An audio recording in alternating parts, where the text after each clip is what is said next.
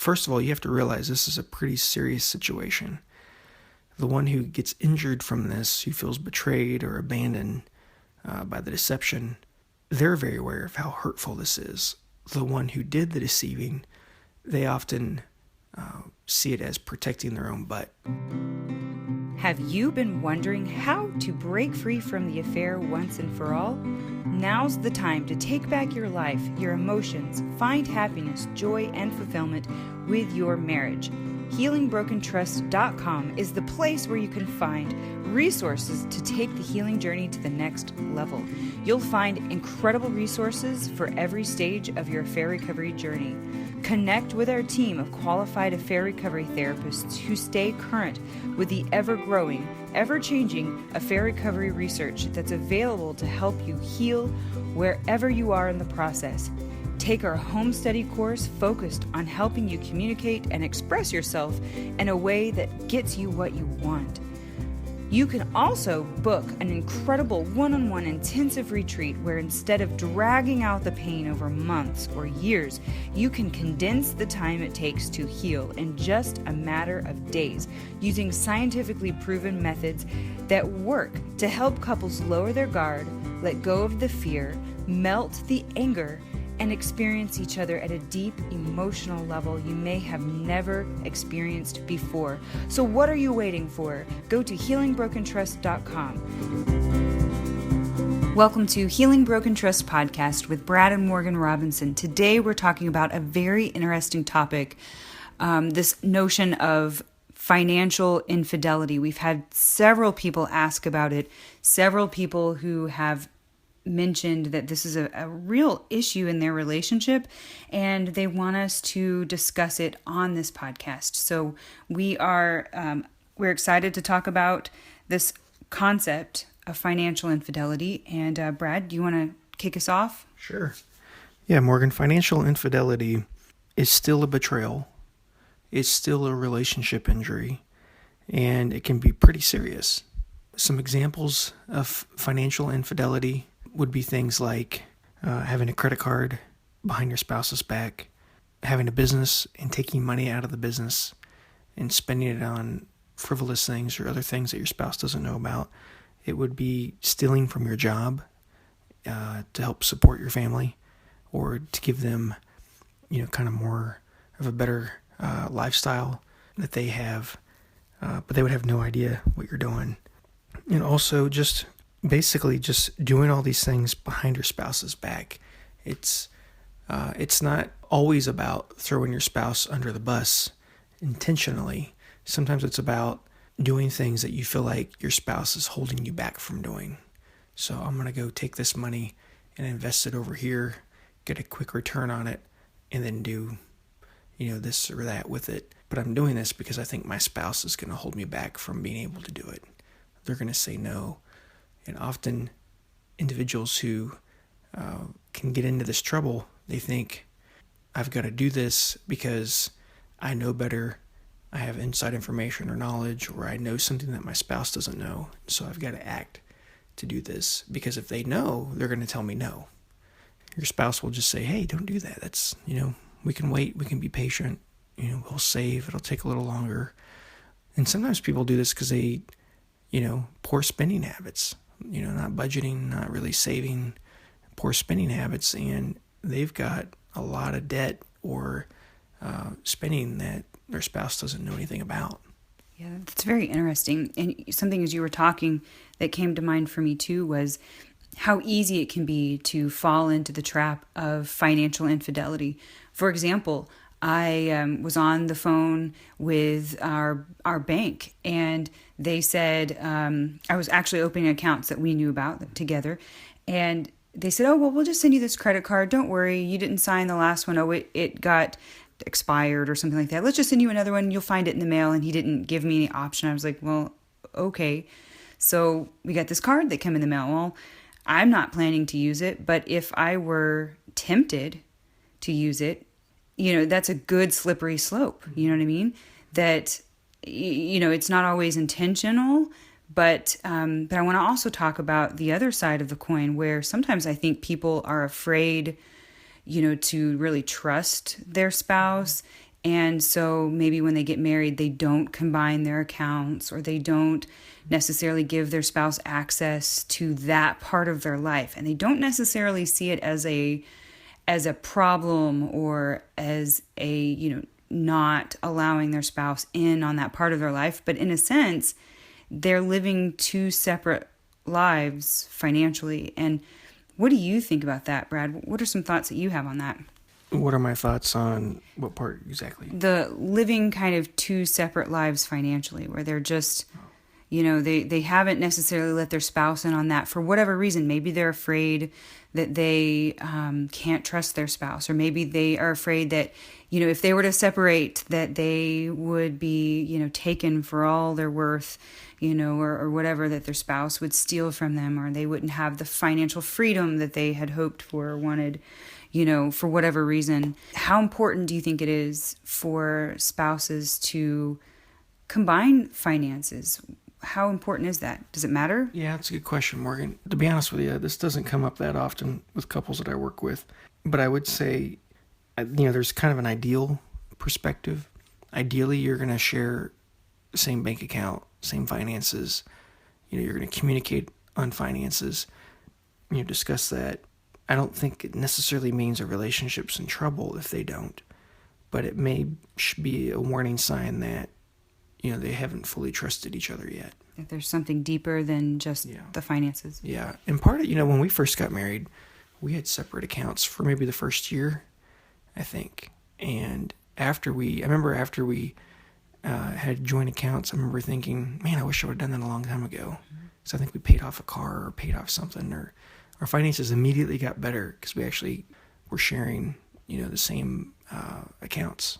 So yeah, and do you remember that? I don't remember that. I know that we had separate accounts, because we came to marriage with separate accounts, and we kept them for a while because we wanted to do like spending money, where I was able to go get something that I wanted and you can get something that you wanted. But I thought we had a joint account pretty early on. Yeah, within the first year, right after Morgan, we got married right after Morgan got out of college, graduated from college, and so she didn't have a job yet. And so that's part of it, I think, is when, you kept your money for more kind of spending the money. Yeah. And kind of what I did was more paying the bills and everything else. So that's why we had it split. Yeah, and I feel like there was never a time I felt like I didn't have access to yours, and I don't think you ever felt like you didn't have access to mine. No. So I think it's when a spouse feels like they don't have complete access to parts of their spouse's world, right? Yeah. It's a mystery. Parts of them are a mystery, and the financial side is a mystery, and I think that's when people get into some trouble, is they're afraid to open up parts of themselves to their spouse for whatever reason.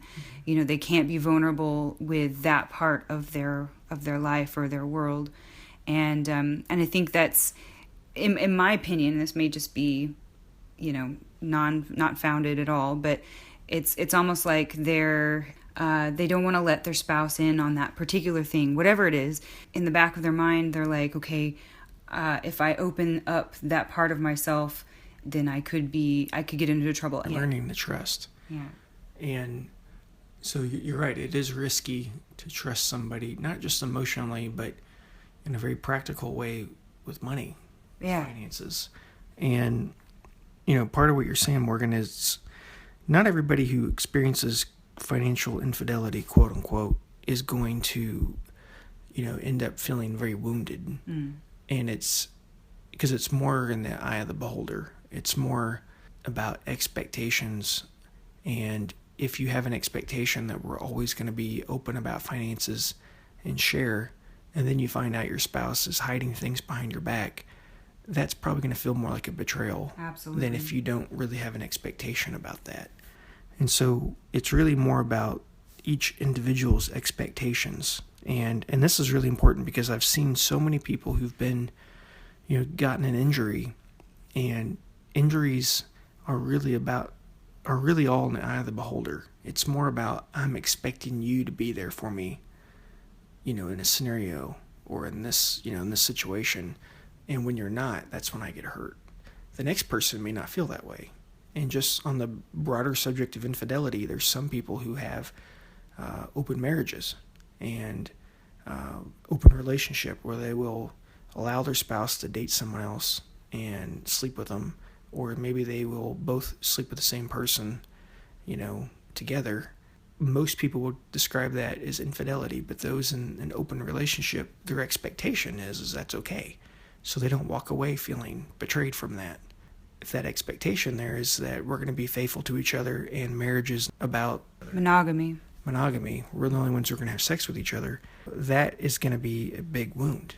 But if you don't have that expectation, if you believe that people are basically wild animals that are going to just want to mate and sleep, you're not gonna feel the same wound. Right. But where the clients that I've had who've experienced that, who do have open marriages, where they end up feeling betrayed is when somebody falls in love with somebody that they've slept with or had a romantic relationship with, or an emotional connection kind of thing. Yeah, an emotional connection with them, and that's usually how I've come across people who had an open relationship, is one of them fell in love with somebody they were sleeping with.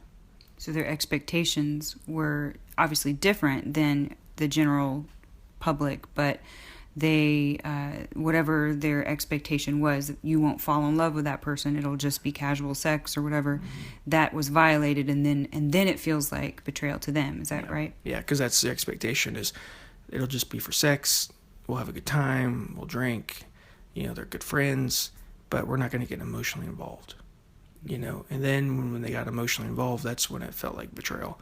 Because sometimes when these people get emotionally involved, they really get emotionally involved. It's not just they're talking to them on the phone, it's a full-blown affair really starts. Okay. The emotional impact of it all. Okay, so that's probably a topic for another time. Yeah, that's a different topic for another time, but really that's just an example talking about how these expectations can vary from one couple to another. Yes. Some couples have a belief, we're not going to look at pornography. If one of them looks at pornography and that's their expectation, it can really feel like a betrayal, just like they were looking at or having a full-blown affair. Other individuals who don't have that view on pornography don't get hurt the same way. They're not as injured. They don't feel the same depth of betrayal. And so what I'm trying to say is you need to examine your own marriage and your own situation with your partner. And if you've kind of been dismissing their hurt or their pain, thinking they're crazy, it's probably because your expectation and theirs are completely different. Right, and we're not saying that pornography doesn't hurt people, but we are saying that it's the expectation that's there. Yeah, that's what I'm trying to say. I'm just using this as an example to describe expectations. When they're broken, it's when people get injured.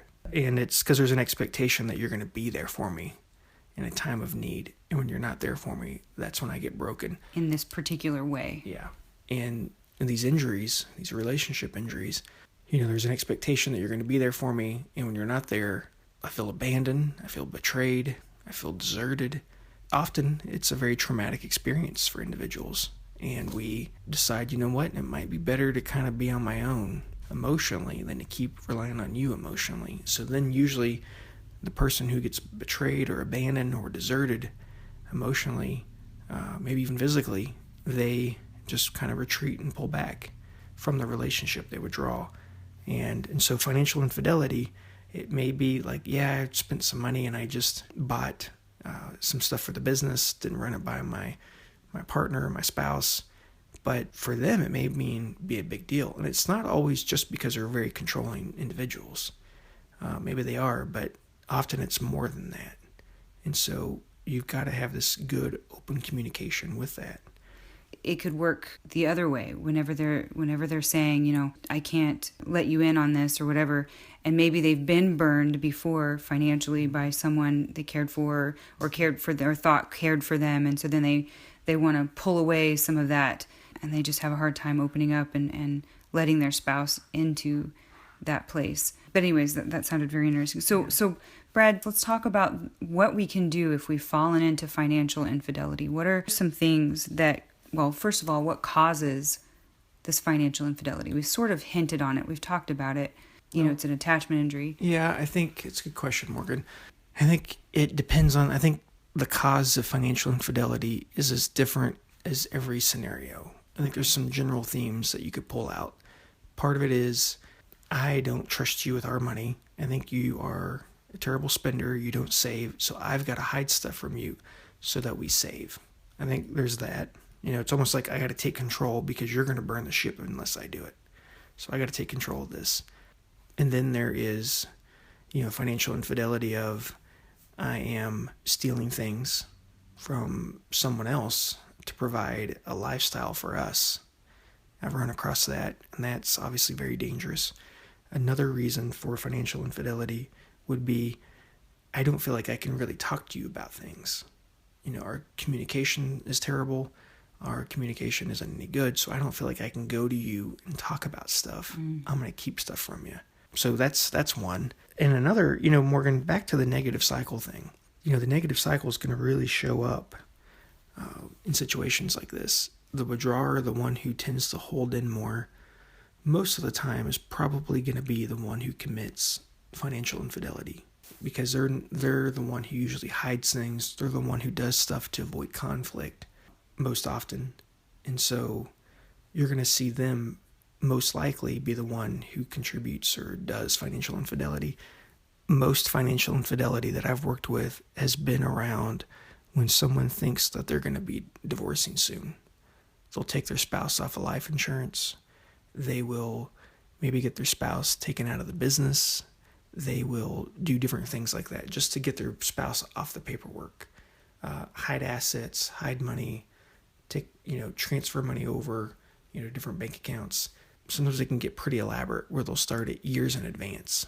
Wow. And so it just varies. That's incredible. Yeah, I was wondering about how likely just financial infidelity itself will lead to divorce. How likely it is to lead to divorce.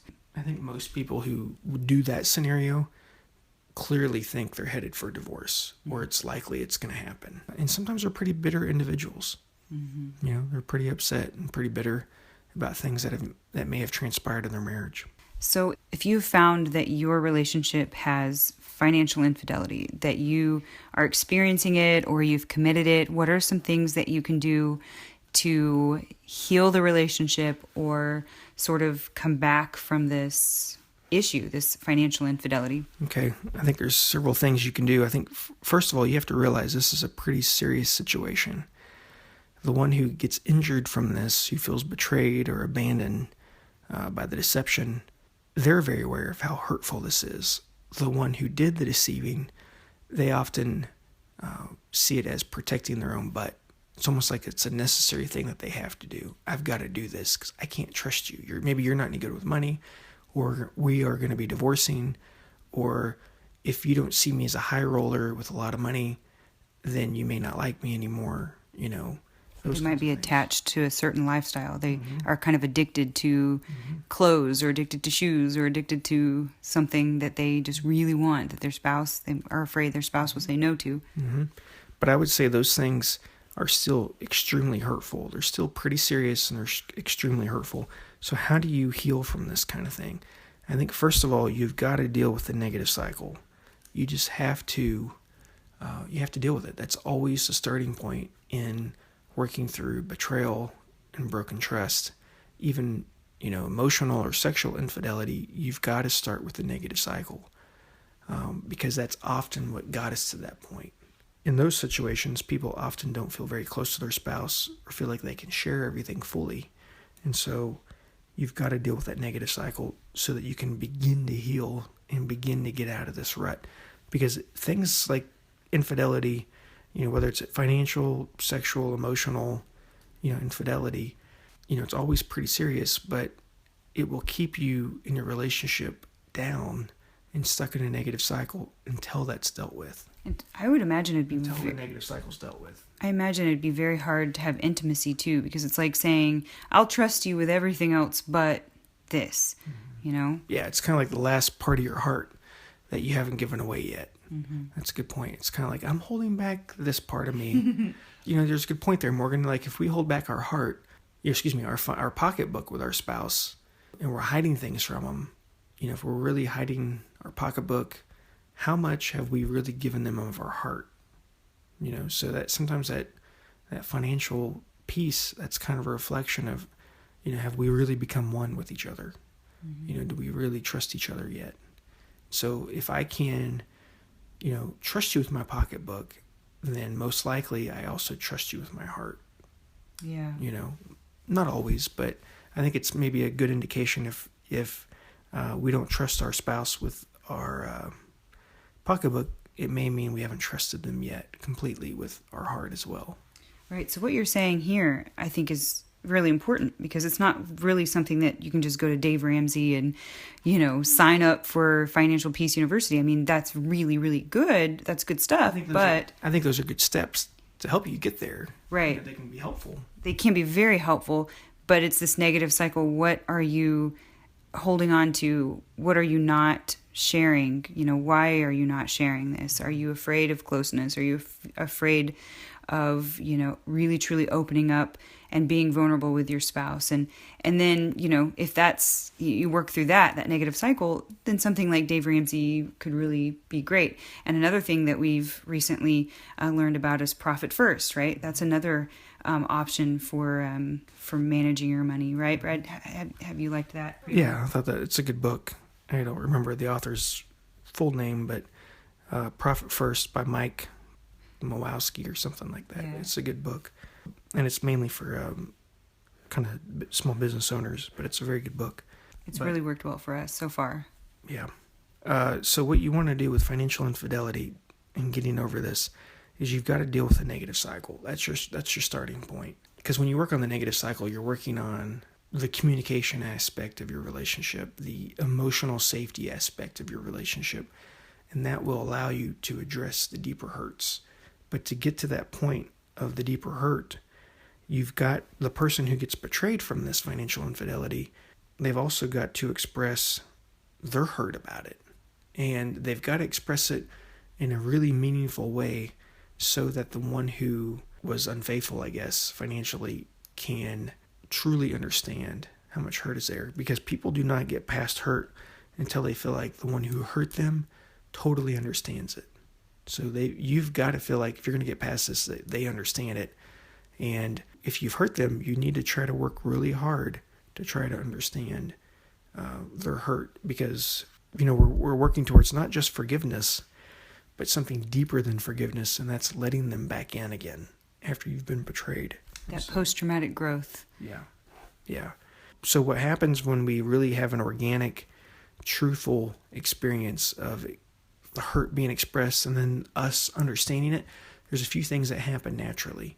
We begin to hurt for our spouse when we know they're hurting.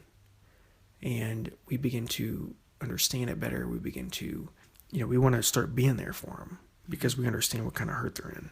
And we don't just see them crying or, sad around the house. It's been expressed to us, and then we feel it physically in our body. And because of that, we want to take action to alleviate that anguish that they're feeling. And so what happens sometimes almost organically is there's an acknowledgement that, you know what, gosh, you really have a right to feel this way. Before, I thought it was silly because, X, Y, Z. If you have that mindset, like, gosh, I always thought you were just silly in what you're saying, you're not going to be able to really get past this. And so there has to be an acknowledgement by the one who committed the financial infidelity about you have a right to feel this way. There has to be real genuine remorse there. There has to be an ownership or responsibility taken. Like, you know what? I put us here. I'm going to help us get out of this. I'm going to take ownership of it. I'm so sorry that I did this. Yeah, I'm sorry that I did this. You have to care about their pain, and you have to be there to help them heal. You have to be patient with them when they ask for reassurance. You have to be there to help them heal. You have to be transparent. You have to be honest.